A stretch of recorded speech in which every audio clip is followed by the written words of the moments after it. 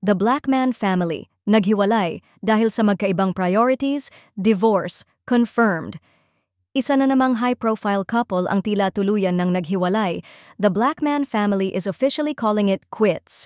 Ayon sa sources, hindi third party o matinding away ang dahilan ng kanilang divorce, kundi simpleng pagkakaiba ng pananaw sa buhay.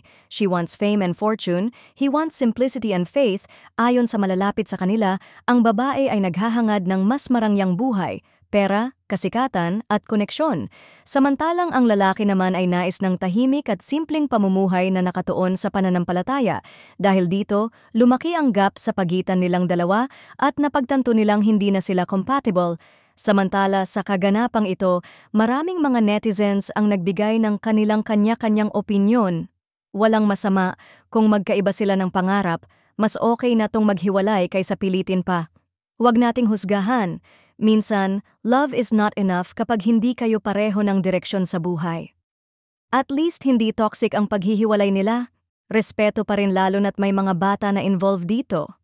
Ayon kay Geraldine, sinubukan nilang pag-usapan ang kanilang sitwasyon, pero sa huli mas nakita nilang mas mabuti ang maghiwalay kaysa pilitin ang isang relasyon na hindi na sila masaya.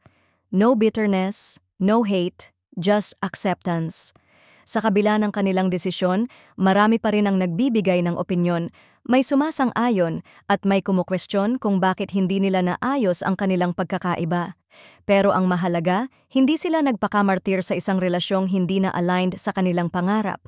Ayon sa isang insider, malabong magkabalikan sila sa ngayon dahil pareho nilang pinanindigan ang desisyon nilang maghiwalay.